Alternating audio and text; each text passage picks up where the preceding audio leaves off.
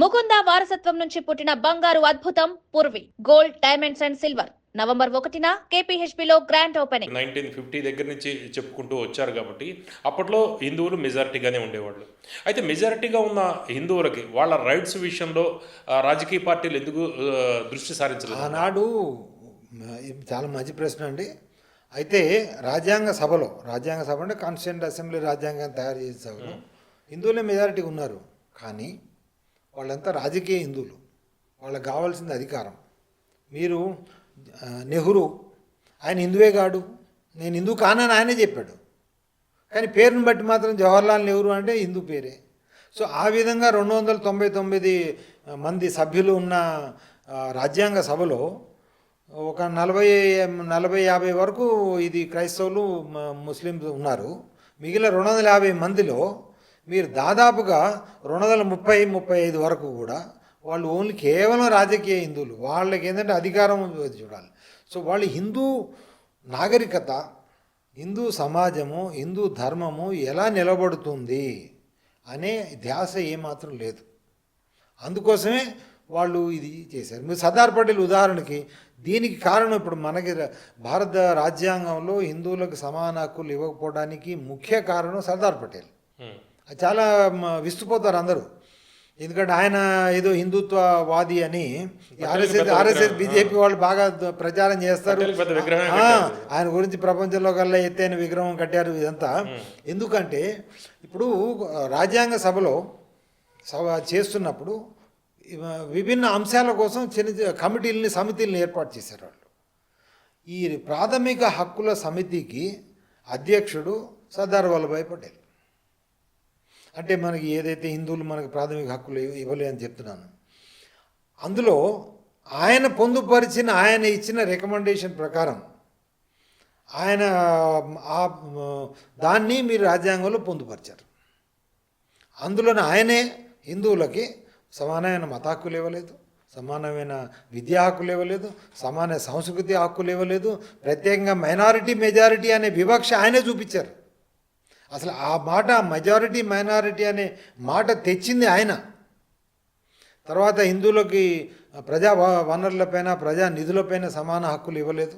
అంటే మైనారిటీ సంక్షేమాలని చెప్పని చేస్తారు. అంటే అది మనకు హక్కులు లేకపోవడం వల్లే మైనారిటీలకి ప్రత్యేకంగా వాళ్ళకి ప్రభుత్వ నిధుల నుంచి పెడుతున్నారు. సో ఇలాంటి వాళ్ళు మీరు ఇప్పుడు సర్దార్ పటేల్ని మనం వేరే విధంగా అయితే తప్పట్లేము, ఎందుకంటే ఆయన గొప్ప నాయకుడు.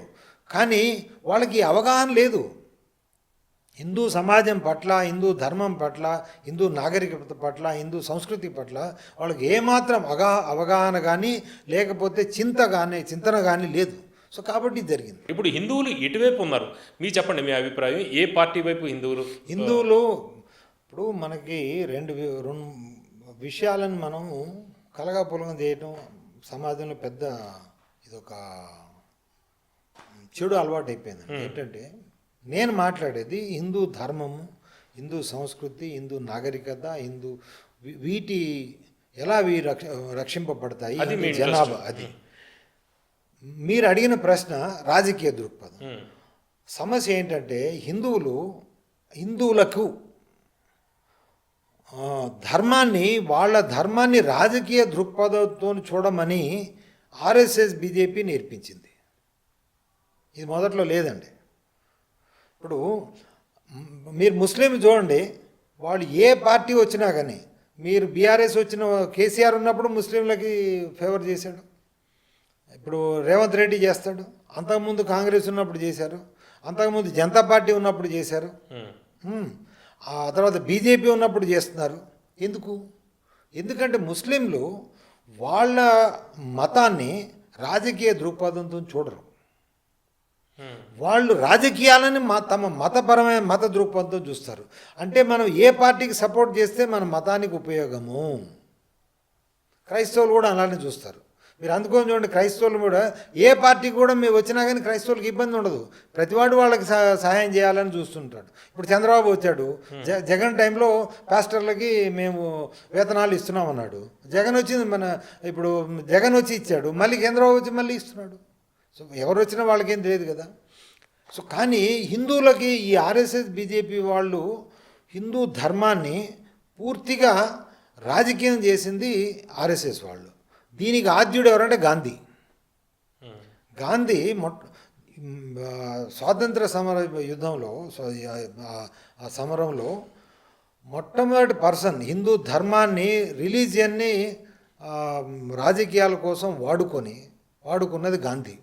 రామరాజ్యం అని చెప్పడం, ఆయన చెప్పే రామరాజ్యం మన రాముడి రాజ్యం వేరు, అవునా కదా. సో అట్లాగే నేను సత్యాగ్రహం అనేది అది ఒక సత్యం, ఆగ్రహం అంటే మనకి ఎంత హిందూ పేర్లు కదా. సో ఈ విధంగా మతాన్ని దుర్వినియోగం చేసి రాజకీయాలకి వాడుకున్నాడు.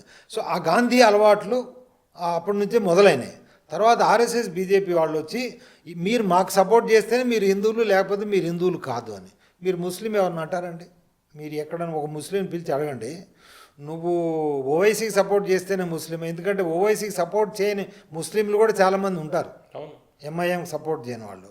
మీరు ఎవరైనా ముస్లిం మీరు అంటారా? ఎంఐఎం ఈవెన్ ఓవైసీ అన్నాడు ఆ మాట. ఏది ముస్లిం అయితే నువ్వు నాకు సపోర్ట్ చేయాలి, నాకు సపోర్ట్ చేయవద్దు, ముస్లిం కాదు అని ఓవైసీ కూడా అన్నాడు. కానీ మీరు ఆర్ఎస్ఎస్ వాళ్ళు ఏమంటారు, బీజేపీ వాళ్ళు ఏమంటారు? హిందూ అయినవాడు ప్రతివాడు ఆర్ఎస్ఎస్గా ఓటేయాలని. సో మనము మన ధర్మాన్ని, హిందువులు తమ ధర్మాన్ని, తమ ధార్మిక ఏమంటారు ఇంట్రెస్ట్ని రాజకీయ దృక్పథంతో చూస్తున్నంత వరకు ఈ దౌర్భాగ్యం ఇలానే ఉంటుందండి. మనకి ఏ పార్టీ అని కాదు ముఖ్యం, అక్కడ ఏ పార్టీ ఉన్నా కానీ, రాజు ఎవరైనా, ముఖ్యమంత్రి ఎవరైనా, ప్రధానమంత్రి ఎవరైనా కానీ హిందూ ధర్మానికి వాళ్ళు ఏమన్నా హాని చేస్తున్నారా లేకపోతే మంచి చేస్తున్నారా? మంచి చేసిన వాడు ప్రతివాడు మనకి హిందూ ఇదే. హాని చేసేవాడు ఎవడైనా, ఇప్పుడు మన తమ్ముడైనా కానీ మన కుటుంబానికి హాని చేస్తుంటే వాడు చెడ్డవాడు అన్నట్టే కదండి. మన కుటుంబ సభ్యుడే తమ్ముడు అంటే. కానీ మన కుటుంబ ఇంట్రెస్ట్కి హాని చేస్తే వాడు మంచివాడా? అదే పక్కింటి వాడు మనకి ఏమైనా సహాయం చేశాడు అనుకోండి, వాడు మంచివాడా వాడు చెడ్డవాడా, పక్కింటి వాడు అనేది. సో అట్లాగే హిందువులు మనకి ఏ పార్టీ అనేది ముఖ్యం కాదండి. అది మన పూర్తిగా హిందువులు ఈ విషయాన్ని, ముఖ్యంగా నేను చెప్పేది ఆర్ఎస్ఎస్ బీజేపీలో ఉన్న కార్యకర్తలు అందరికీ చెప్పడం ఏంటంటే, ధర్మాన్ని రాజకీయ దృక్పథంతో చూడటం ఆపేయండి. మీరు రాజకీయాలని ధార్మిక దృక్పథంతో చూడండి. అది చూసినప్పుడు మనకి ఈ జరుగుతున్న హాని కొంతవరకు తక్కువ అవుతుంది.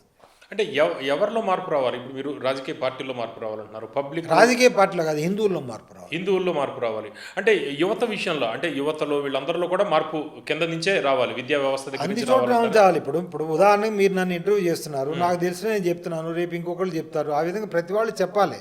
ఇప్పుడు సమాజంలో ఎవరైతే ఏది మేధావులు అని ఉన్నారో, హిందూ మేధావులు, లేకపోతే మీరు ఎవరు పీఠాధిపతులు, ధర్మాచార్యులు, పూజారులు, అర్చకులు, మన అధ్యాపకులు, వీళ్ళందరూ చెప్పాలి, మనము ధర్మాన్ని రాజకీయ దృక్పథంతో చూడవద్దు. ఇప్పుడు హిందూ అయిన వాడు, నేను సేమ్ ఉదాహరణ చెప్తానండి. ఇప్పుడు హిందూ అయిన వాడు ఏ పార్టీలో ఉన్న హిందువే కదా. బీజేపీలో ఉన్న హిందువే, కాంగ్రెస్లో ఉన్న హిందువే, తెలుగుదేశంలో ఉన్న హిందువే, తృణమూల్ కాంగ్రెస్లో ఉన్న హిందువే, ఇంకో పార్టీలో ఉన్న హిందువే. ముస్లిం అయిన వాడు అతను కూడా ఏ పార్టీలో ఉన్న ముస్లింగానే ఉంటాడు. మరి అయినప్పుడు అక్కడ రాజకీయం వేరు, ఈ మతం వేరు. అది మనం గమనించాలి. ముఖ్యంగా హిందువులు గమనించలేకపోతున్నారు ఇది. అది గమనించినంత వరకు ఈ ఆర్ఎస్ఎస్ బీజేపీ వాళ్ళు ఈ చేసే దుష్ప్రచారం ఆపాలి. వాళ్ళు చెప్పడం ఏంటంటే, ఒకవేళ నిజంగా వాళ్ళు హిందువులైతే, హిందూ హితులైతే వాళ్ళు చెప్పాల్సింది ఏంటంటే, మీరు రాజకీయాలను ధార్మిక దృష్టితో చూడండి, అది ధర్మాన్ని రాజకీయ దృష్టితో మాత్రం చూడవద్దు అని చెప్పాలి. అది మనం హిందువుల్లో ఈ చైతన్యం తీసుకురావాలి. అందుకోసం నా శాశక్తిలో నేను చేస్తున్నాను, ఈనాళ్ళు కూడా చేస్తున్నాను. అంటే ఇందాక మీరు రాజ్యాంగం గురించి చెప్తూ అందులోనే వివక్ష ఉంది అనేది చెబుతున్నారు, దాన్ని కొద్దిగా పెంచి చెప్తారు అందుకు క్లారిటీగా. వివక్ష అంటే ఇప్పుడు 4 హక్కులు, ప్రాథమిక హక్కులు అనేవి 2 రకాలు ఉంటాయండి. ఒకటి ప్రాథమిక హక్కు, రెండోది పౌర హక్కు. ప్రాథమిక హక్కుని ఇంగ్లీష్లో ఫండమెంటల్ రైట్స్ ఆఫ్ ఫ్రీడమ్ అంటారు. అది ఆ ప్రాథమిక హక్కు రాజ్యాంగంలో పొందుపరిచింది. ఆ హక్కును కనుక ఉల్లంఘిస్తే, ముఖ్యంగా ప్రభుత్వాలు కానీ ఎవరన్నా ఉల్లంఘిస్తే, మనం నేరుగా హైకోర్టు, సుప్రీంకోర్టుకి వెళ్ళి నా హక్కును ఉల్లంఘించారు కాబట్టి మీరు దాన్ని ప్రభుత్వానికి సరి అయిన ఏది ఆర్డర్ ఇవ్వండి అని అడగొచ్చు. పౌర హక్కులో అది లేదు. పౌర హక్కు అంటే ఉదాహరణకి ప్రభుత్వం మన భూమి తీసుకుంటుంది అనుకోండి, డబ్బు తీసుకుంటుంది. మనకు ఆస్తి అనేది పౌర హక్కు, కానీ అది ప్రాథమిక హక్కు కాదు. సో ప్రభుత్వం తీసుకోవచ్చు, ప్రజా అవసరాల కోసం ప్రభుత్వం తీసుకోవచ్చు అది. కానీ ప్రాథమిక హక్కు అంటే ఉదాహరణకి విద్యా హక్కు అనుకోండి, మనకి ఇవ్వలేదు, విద్యా హక్కు తీసుకోవడానికి వీల్లేదు. విద్యా హక్కు ఫండమెంటల్ రైట్స్, అది ఫండమెంటల్ రైట్. సో ఇది ముఖ్యంగా దానికి ఉన్న తేడా, ప్రాథమిక హక్కు, పౌర హక్కు. అయితే మతపరమైన హక్కులు హిందువులకి ప్రాథమిక హక్కుల్లో మనకి వివక్ష ఉంది. ఎట్లా అంటే మతపరమైనది 2-3 రకాలు ఉంటాయి. ఒకటి మీకు ముందు చెప్పాను, ఇప్పుడు దేవాలయాలు. దేశం కాశ్మీర్ నుంచి కన్యాకుమారి వరకు, సోమనాథ్ నుంచి మణిపూర్, ఇంఫాల్ వరకు 2 లక్షలకి అంటే ఎక్కువ దేవాలయాలు ప్రభుత్వాలు, ఆయా రాష్ట్ర ప్రభుత్వాలు కబ్జా చేసినాయి. అంటే మాకు ప్రాథమిక హక్కు ఉంటే మీరు సుప్రీంకోర్టు కానీ హైకోర్టు కానీ మనల్ని అది వెంటనే ఆ చట్టాలని రద్దు చేసి ఆ దేవాలయాన్ని హిందూ సమాజానికి ఇవ్వాలి కదా, అది ఇవ్వలేదు. ఎంతోమంది హైకోర్టు సుప్రీంకోర్టు వెళ్ళినా కానీ ఇవ్వలేదు. అంటే దాని అర్థం ఏంటి, మనకు ప్రాథమిక హక్కు లేదు. అదే ఒక చర్చ్ కానీ ఒక మసీదు కానీ, ఒక్క చర్చ్ కానీ ఒక్క మసీదు కానీ ఏ ప్రభుత్వం కింద లేదు. అంటే వాళ్ళకి ప్రత్యేకమైన హక్కులు ఇచ్చారు, హిందువులకి ఇవ్వలేదు. ఇది దేవాలయ విషయంలో. తర్వాత రెండవది మీకు మత మార్పిడి అనేది అందులో కనిపించే సమానత్వంలో అసమానత్వం ఉంది. ఎట్లా అంటే మన రాజ్యాంగం ఏం చెప్తుందంటే ప్రతి పౌరుడు మత మార్పిడి చేసే మత ప్రచార హక్కు ఉంది అని చెప్తారు. అయితే ఇప్పుడు ఉదాహరణకి మీరు శాకాహారులు, నేను మాంసాహారిని. ప్రభుత్వం ఇంకోళ్ళు ఎవరో మళ్ళీ ఎవరన్నా పిలిచి భోజనం పెడతారు, కేవలం మాంసాహార భోజనం పెడతారు అక్కడ. అది మీరు తినగలరా? మీరు శాకాహారి అయినప్పుడు తినలేరు కదా. నేను మాంసాహారి అయినప్పుడు నేను బ్రహ్మాండంగా సుష్టుగా భోంచేస్తాను, ఎందుకంటే మంచి భోజనం పెట్టారని. అయితే అందులో సమానత్వం ఉందంటారా? సమానత్వం లేదు. ఎందుకు లేదంటే, సమానత్వం అంటే ఇప్పుడు బలహీనుణ్ణి బలవంతుణ్ణి ఇద్దరిని సమానంగా చూస్తే బలవంతుడు బలహీనుని అది మొత్తం అది అణిచేస్తాడు. అందుకోసం ప్రభుత్వం అనేది ఏం చేయాలి? రాజ్యాంగం ప్రభుత్వము బలహీనుణ్ణి రక్షించడమే సమానత్వం. ఇక్కడ హిందూ మతంలో మత మార్పిడి అనే ప్రసక్తే ఉండదు, ఆ భావనే లేదు. ఆ భావన, ఆ ప్రసక్తి, ఆ ఆచారము, ఆ పద్ధతి లేని మతానికి మీరు మతం మార్చవచ్చు అని ఇచ్చింది అదేమన్నా హక్కా? కాదు. కానీ మీరు క్రైస్తవులు, ముస్లింల్లో మత మార్పిడి అనేది వాళ్ళ మత గ్రంథాల్లో ఉన్న ముఖ్యమైన విషయం.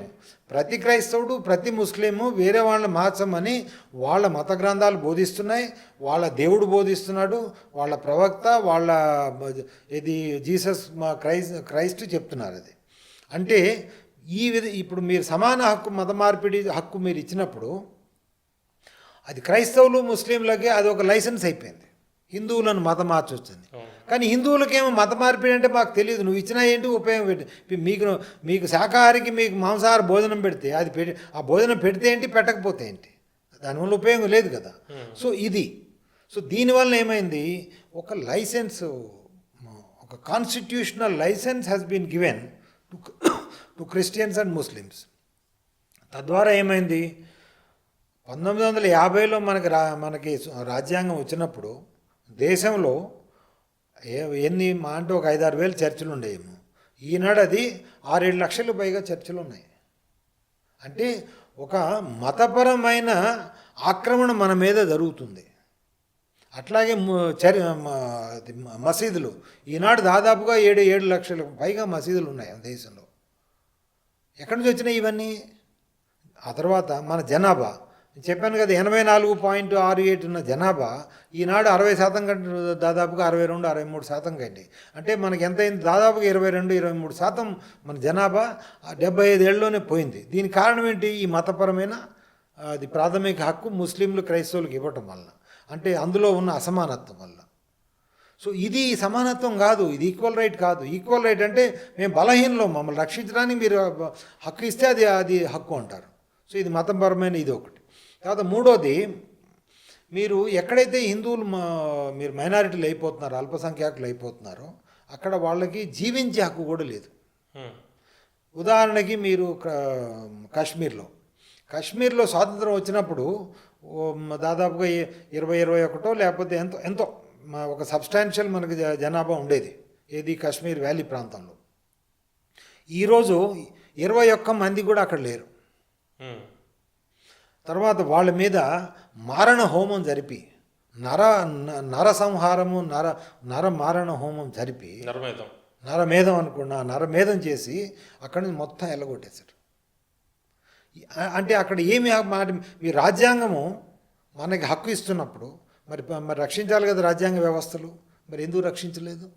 అంటే అది పేరుకే హక్కు. అట్లాగే మీరు మేఘాలయ రాష్ట్రం ఉంది, అక్కడ ఒకప్పుడు హిందువులు 100% ఉండేది, ఈరోజు కనీసం 2-3% కూడా లేరు. పరిస్థితి ఎంత దౌర్భాగ్య పరిస్థితి అంటే చనిపోయిన వాళ్ళని దహనం చేయడానికి కూడా అక్కడ ఆ క్రైస్తవులు ఒప్పుకోవట్లే. వాళ్ళు రాత్రిపూట దొంగతనంగా ఒక నది దాటుకుంటూ పోయి బంగ్లాదేశ్లోనో లేకపోతే ఆ నది మధ్యలో ఉన్న ఇసుకలోనో పెట్టి వాళ్ళు కాల్చి రావాల్సి వస్తుంది. అంటే ఇంత దౌర్భాగ్య పరిస్థితి. మరి ఈ సుప్రీంకోర్టు, హైకోర్టు, ప్రభుత్వాలు ఇవన్నీ ఏం చేస్తున్నాయి? రాజ్యాంగం. సో ఈ విధంగా మీరు ఎక్కడెక్కడ పోయినా కానీ మీరు అంతెందుకండి, మీరు ఎక్కడైతే ముస్లిం మెజారిటీ ఉందో అక్కడ మీరు ఏదైనా మీరు హిందూ పండుగలు చేసుకోవడానికి మీరు మేళాలు వాద్యాలతో వెళ్తే వాళ్ళు ఇమీడియట్గా ఆపేస్తారు, వాళ్ళు రాళ్ళు రువ్వుతారు, అది మొత్తం దాని మీద ధ్వంసం చేస్తారు. అంటే అక్కడ అదే మరి హిందూ మెజారిటీ ఉన్న దగ్గర ముస్లింలు వాళ్ళు మసీదు రోజు అజాన్ చెప్పుకుంటున్నారు కదా 5 సార్లు, మసీదు నుంచి 5 సార్లు వాళ్ళు అజాన్ ఇస్తుంటారు కదా. అది ఇంకొకటి, మీరు ఇప్పుడు మన దేవాలయాలు ఉన్నాయి, ఒకప్పుడు మీకు ఎక్కడ చూసినా దేవాలయం నుంచి పొద్దునే సుప్రభాతం వినేది 5 గంటలకి ఆ ప్రాంతంలో. ఈరోజు మీకు ఎక్కడ వినిపిస్తుందా? కానీ మీరు 5:30కి మాత్రం అజాన్ వినిపిస్తుంది మసీదు నుంచి. రోజుకి 5 సార్లు ప్రతి మసీదు నుంచి 7 లక్షల మసీదు నుంచి రోజుకి 5 సార్లు మొత్తం వాళ్ళు అజాన్ పిలుస్తారు. వాళ్ళ ఆచారం అది. నేను కాదు కానీ మరి హిందూ దేవాలయంలో నియంత్రణ ఎందుకు చేస్తున్నారు? ఇప్పుడు హైదరాబాదే తీసుకోండి, హైదరాబాద్ పోలీస్ మీరు అలో చేయరు. ఒకప్పుడు మీకు గణేష్ పండలు పెట్టినప్పుడు అది విపరీతంగా మ్యూజిక్ కానీ అవి ఉండేది, ఈరోజు మొత్తం రెగ్యులేట్ చేశారు. మీరు పక్కన మీకు పండలు ఉన్నట్టే కూడా తెలియదు అసలు. అంటే ఆచారాలని నియంత్రించాలని ఒక కాన్స్పిరసీ, అది ఓన్లీ హిందూ ఆచారాలనే. హిందూ ఆచారాలు నియంత్రించడము, హిందువులను అణగదొక్కడం కావాలని చేస్తుందా? ఇది కావాలని చేస్తున్నారు, అంతే కదా. మరి ఇప్పుడు శబరిమలలో ఒకప్పుడు శబరిమలలో ఉన్న స్వామివారు నైష్టిక బ్రహ్మచారి, అంటే వయసులో ఉన్న ఆడవాళ్ళని చూడటానికి కూడా అక్కడ అర్హత లేదు. ఎవరో ఒక క్రైస్తవులు కేసు వేస్తే సుప్రీంకోర్టు దాని మీద తీర్పిచ్చి నువ్వు ఎవరైనా వెళ్ళొచ్చు అని ఇచ్చింది. అంటే అది మన ఆచారం కదా. మరి ఇప్పుడు అక్కడ మీరు అలో చేస్తే మీరు 7 లక్షల దేశంలో ఉన్న 7 లక్షల మసీదులో ముస్లిం మహిళలను ఎందుకు మీరు పంపించరు అక్కడికి? దాన్ని కూడా మీరు ఇంటర్వ్యూ చేయాలి కదా. అంటే నేను చేయమని అనట్లేదు, అంటే మీరు ఇందులో మీరు జోక్యం చేసుకున్నప్పుడు అందులో ఎందుకు జోక్యం చేసుకోరు?